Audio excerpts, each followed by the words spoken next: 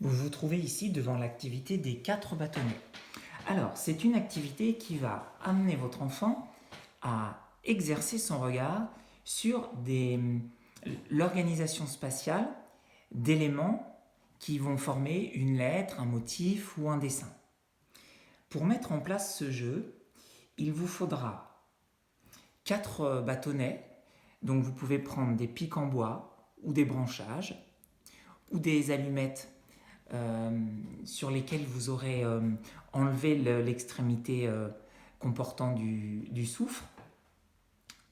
Moi, pour vous expliquer cette situation, j'ai volontairement pris des morceaux larges et épais pour que vous puissiez mieux les voir. Mais je vous déconseille d'utiliser ce genre de morceaux de bois parce qu'en fait, on ne va pas du tout avoir besoin de jouer sur le positionnement des différentes facettes des morceaux de bois. Il ne faut surtout pas en fait rajouter cet élément-là à la situation de jeu. Donc plutôt de petits morceaux de bois ou de branchage.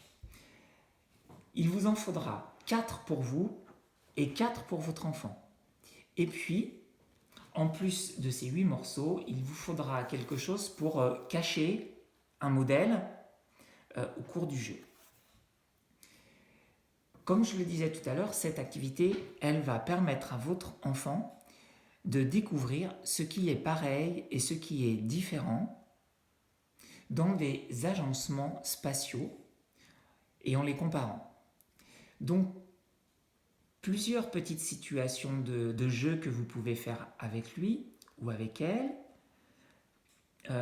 Sachez tout de même que cette activité, elle est très très importante pour lui permettre ensuite, lorsqu'il sera sur des tâches d'écriture, de correctement former les lettres en majuscules d'imprimerie, dites un peu les lettres bâtons, et par la suite les lettres en écriture attachée, dites écriture cursive.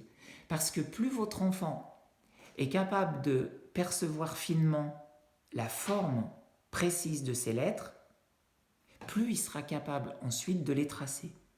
Donc quelque chose qui est vraiment fondamental, c'est que la perception précède le tracé des lettres ou le tracé des chiffres ou le tracé de motifs graphiques. Première situation, très simple, vous utilisez vos bâtonnets pour faire un motif.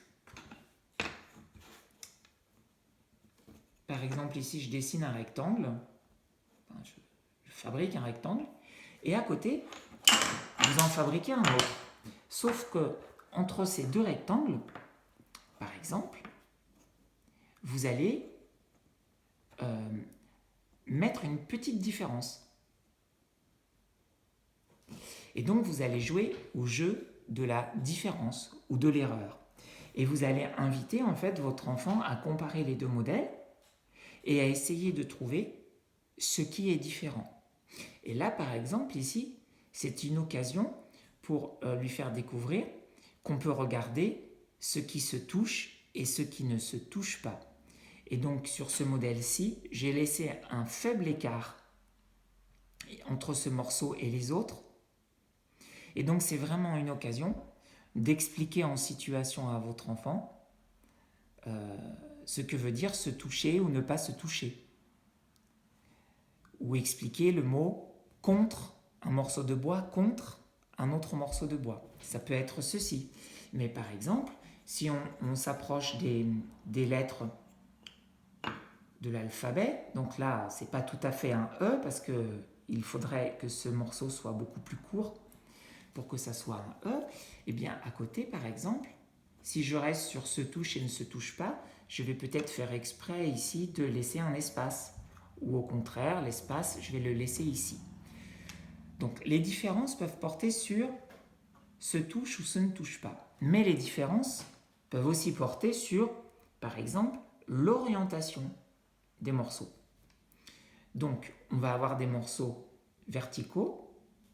Alors, vertical, ça ne veut pas forcément dire grand-chose, donc peut-être qu'on pourra dire debout, ou de bas en haut, ou de haut en bas. Et puis, on aura des éléments qui seront horizontaux. Ça ne voudra pas dire grand-chose non plus si vos enfants sont très jeunes. Donc on dira peut-être couché à la place de horizontal. Et puis il y aura des morceaux qui seront obliques ou de travers ou en diagonale. Et donc si votre enfant est très jeune, souvent on utilise le mot penché ou de travers. Donc voilà, ici la différence, elle va plutôt porter sur les questions d'horizontalité et de verticalité, puisque en fait ce morceau est légèrement penché ou oblique par rapport à celui-ci. Après, vous pourrez utiliser des différences en termes de position un peu spatiale des éléments les uns par rapport aux autres.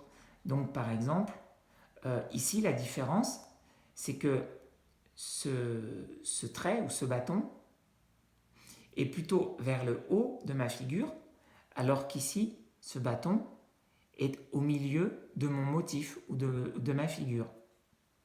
Voilà. Donc, je vous invite à faire plein d'essais comme ça autour du jeu des différences. Ensuite, la deuxième étape, ça va être de donner ces 4 morceaux-là à votre enfant, et puis vous, d'utiliser les 4 morceaux ou moins pour reproduire une figure. Donc par exemple, vous pouvez, sous les yeux de votre enfant, mettre en place ce motif. Vous pouvez le décrire en disant, par exemple, j'ai mis un morceau de bois couché ou horizontal, et au-dessus, j'ai mis un morceau de bois vertical ou debout, et tous les deux, ils se touchent.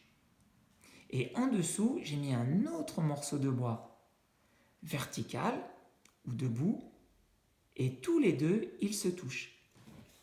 Regarde-le bien. Maintenant, je le cache. À toi d'essayer de le refaire. Et puis ensuite, eh bien, vous allez enlever le cache. Vous allez comparer ce qu'a fait votre enfant avec le modèle que vous aviez fabriqué.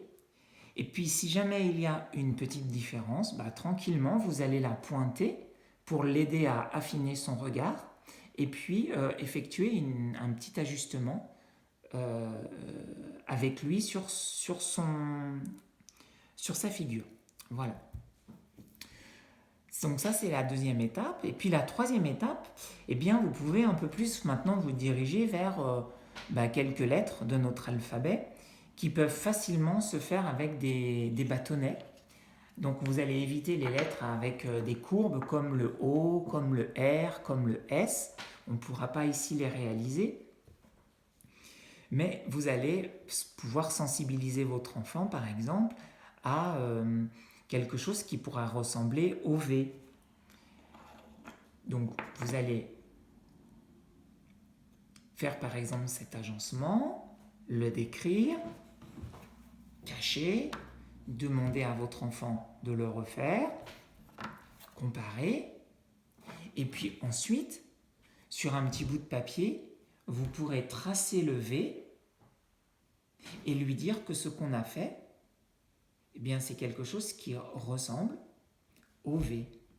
Et a priori, en ayant fait ces jeux d'observation, il sera beaucoup plus facile ensuite pour votre enfant de rentrer dans les activités d'écriture pour tracer les lettres de notre alphabet. Eh bien, je vous souhaite un excellent moment ensemble.